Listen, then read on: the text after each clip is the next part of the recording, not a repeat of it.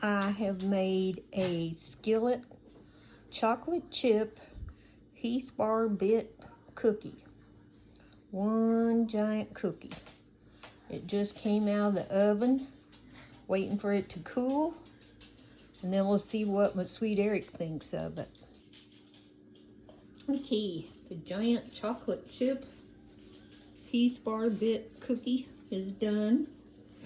Our youngest son's already grabbed him a piece. Now Eric's gonna be trying it, seeing what he thinks about it.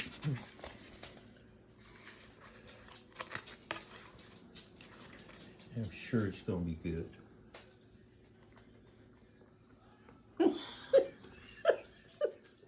Yep, I was correct. That eye roll gets me every time.